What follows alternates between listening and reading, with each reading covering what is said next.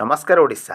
आज नवेम्बर मास 24 तारिख सोमवार आजिर पाणीपाग अपडेट आसी जाइछि।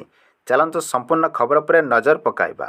बंगोपसागर में बढ़िला बात्या भय आगामी 2 दिन मध्य घूर्णिझड़ परिणत हेबार पूर्वानुमान। बंगोपसागर में मालका प्रणाली एवं संलग्न दक्षिण अंडमान सागर उपरे एक लघुचाप क्षेत्र घनीभूत होई एक सुचिन्हित लघुचाप क्षेत्र में परिणत होइछि बोली भारतीय पाणीपाग विभाग आईएमडी पक्षरु सूचना प्रदान करा जाइछि।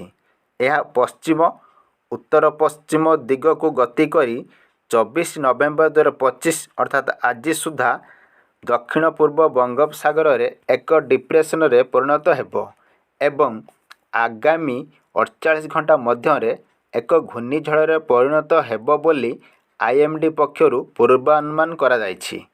विशेषज्ञ मतरे दक्षिण पश्चिम बंगोपसागर में एक घूर्णिझड़ परिणत हेबा पूर्वरु एही प्रणाली आहुरी घनीभूत होई डिप्रेशन रे परिणत हेबार आशा करा जाउछि। जदिओ बात्यार सठिक गतिपथ अनिश्चित रहिछि तेबे उपकूलवर्ती बासिंदा को सतर्क रहिबाकू एवं सरकारी अपडेट उपरे नजर रखिबाकू अनुरोध करा जाइछि।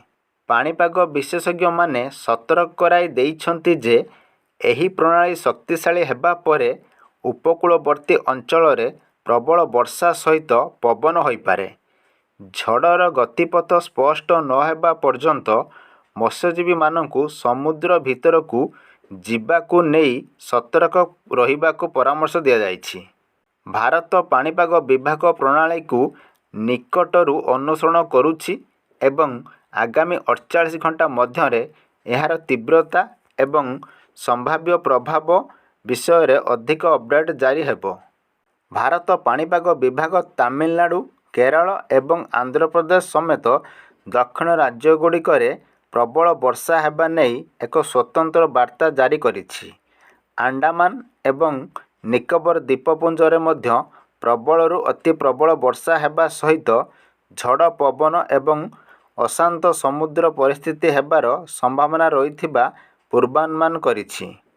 बंगोपसागर रे बात्या संभावना मालका और दक्षिण अंडमान सागर रे स्पष्ट चिन्हित लघुचाप सृष्टि सेहि भली आज सुधा अवपात परिणत हेबो। 26 तारिख बेलू नहीं पारे बात्यार रूप। ओडिशा उपरे बात्यार सीधा सड़क पड़िबनी प्रभाव। 29 पर्यंत राज्य रे रहिबो सुखिला पाग। 7 दिन पर्यंत राति तापमात्रा रे हेबनी विशेष परिवर्तन। गुरुचाप बलय सक्रिय हेतु किछि स्थान रे पाग कोहला रहिबो। 27 तारिख बेलू शुष्क ठंडा उत्तरा पवन राज्य को प्रवेश करिबो। शुष्क ठंडा उत्तरा पवन पई बढ़िबो राति तापमात्रा।